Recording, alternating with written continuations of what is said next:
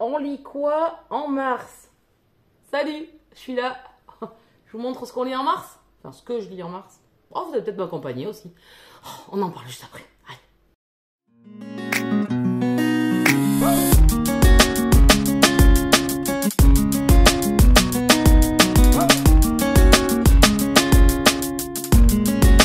Bien le bonjour dans cette...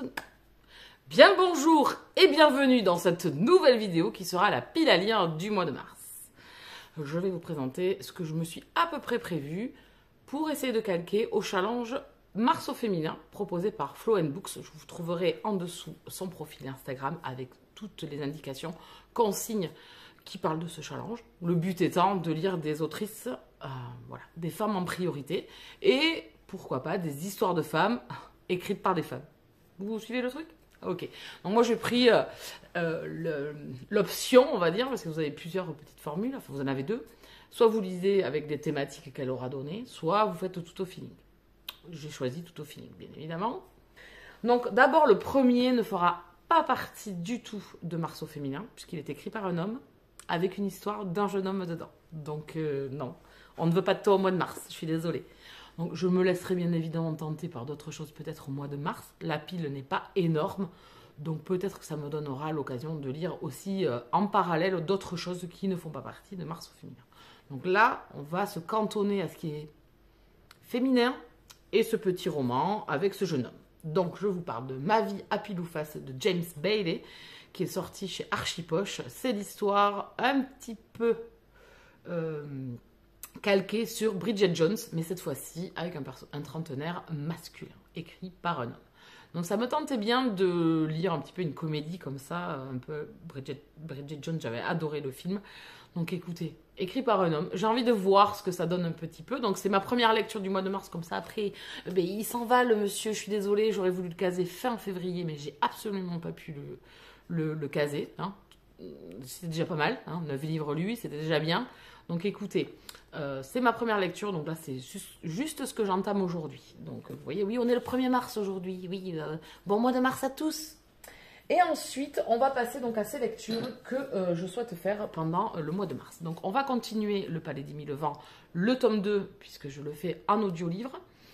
J'aime beaucoup, donc je suis un peu plus loin que ça, hein. Là, voilà, je suis environ bientôt à 180 pages d'écouter sur les 400, je crois.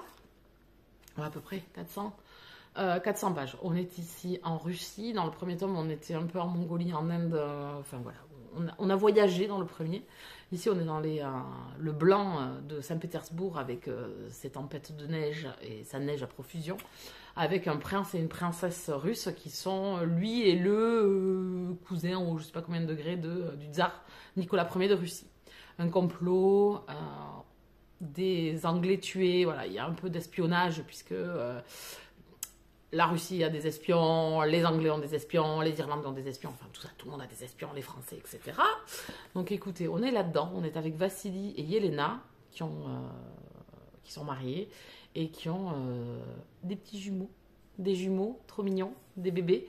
Et voilà, on va suivre cette histoire et franchement, j'aime beaucoup la plume de Kate McAllister, elle est poétique. Elle est envoûtante, c'est vraiment agréable autant de lire la partie sur les personnages que l'histoire autour, le panorama qu'elle nous met, les paysages. On a l'impression d'y être, de le vivre. Donc écoutez, je vais continuer ça pour pouvoir vous en parler dans le courant du mois de mars et rendre enfin mon avis.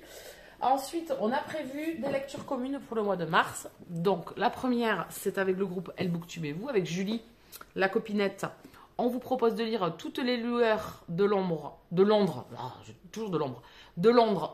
Julia Kelly aux éditions Milady, enfin Hauteville. Pas de problème, il est sorti également en poche, si vous le souhaitez. Ici, on est en 1941 avec des femmes pendant la Seconde Guerre mondiale à Londres. Est-ce que j'avais besoin de le préciser? Oh oui, un petit peu. Donc écoutez, j'ai hâte de découvrir son roman. Ça fait longtemps qu'il est dans ma pile à lire.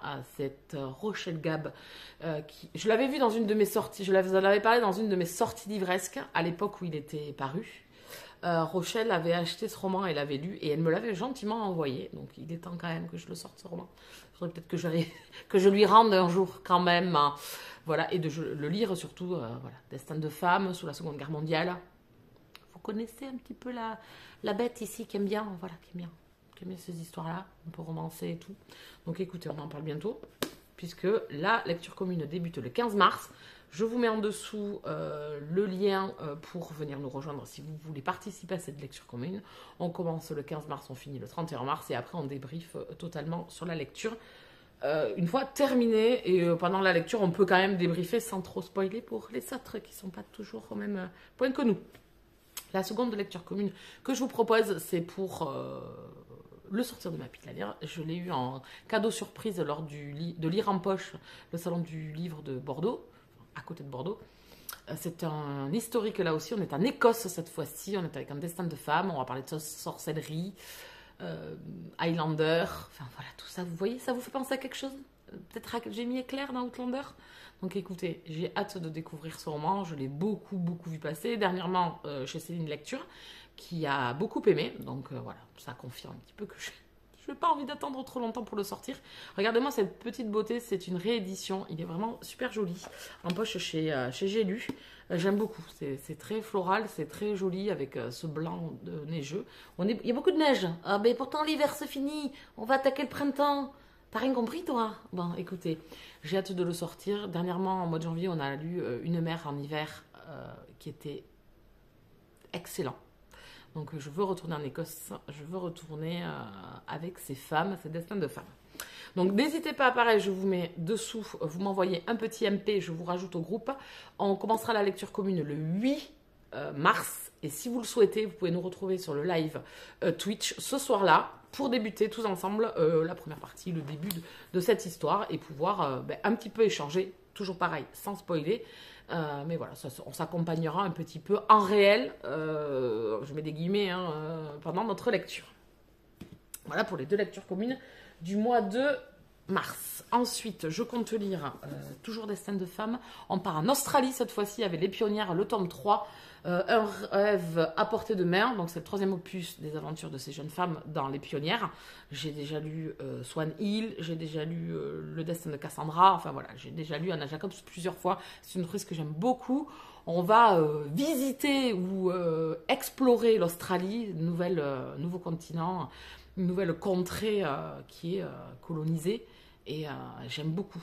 C'est un pays qui, au fur et à mesure que je le lis, me donne... Alors, j'avais déjà forcément un peu envie d'aller en Nouvelle-Zélande et en Australie, mais là, en fait, d'en lire encore plus. Voilà, ce pays qui est quand même relativement jeune, j'ai envie d'y aller. Et franchement, les destins de femmes sont toujours sympas. Ça se lit hyper bien. Là, par contre, elle y est allée... elle avait des choses à nous raconter, je pense. Voilà, donc je pense que celui-là, il est obligatoirement lu au mois de mars, puisqu'il faut là aussi que je rende mon avis. C'est une autrice que j'aime beaucoup. Un historique, un romance historique. Voilà, les histoires d'amour sont très pudiques. Voilà, c'est pas le premier plan. On est vraiment dans la vie de femme, en fait. On n'est pas forcément plein pot dans la romance comme on peut avoir dans Aventure et Passion de chez J'ai lu. Pas tout à fait pareil, quand même. Voilà, on est plus dans les Kate McAllister, là. Un petit peu aussi. Donc écoutez, je vous en parle très bientôt.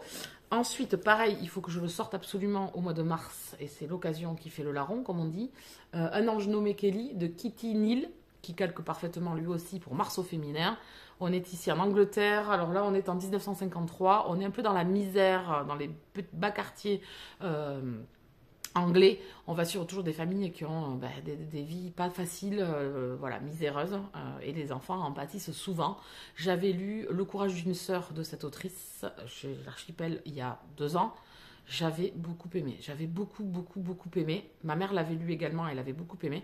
Donc ici, c'est le nouveau roman de cette autrice traduit en français. Donc il faut vraiment que je le sorte pour pouvoir vous en parler. J'ai hâte de le découvrir. Voilà, ça fait longtemps que j'ai pas lu d'historique. Ça fait un petit moment que je n'ai pas lu. J'avais pas une envie, là. Voilà, les envies, elles viennent. Mais là, bon, Mars au féminin, moi, je trouve que c'est l'occasion de lire des destins de femmes qui sont peut-être pas de notre époque. C'est l'occasion aussi de lire aussi des destins de femmes qui sont à notre époque. Mais voilà, moi, ça me donne l'occasion de sortir quelques petites perles, je pense, de ma pile à lire. Et le dernier, c'est un cadeau que m'a offert Camille, Mama Bibamboum Book. Oh, Camille, quoi. Bon, bref. Camille qui m'a offert ce roman pour mon anniversaire.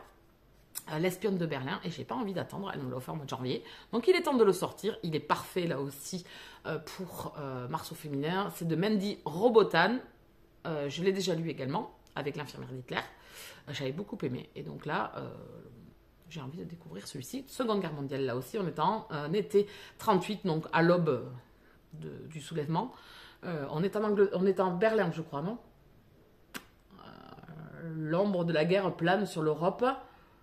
Non, une journaliste anglaise qui est envoyée à Berlin, c'est bien ça. Voilà, je l'avais vu dans les parutions apparaître donc, chez City Édition.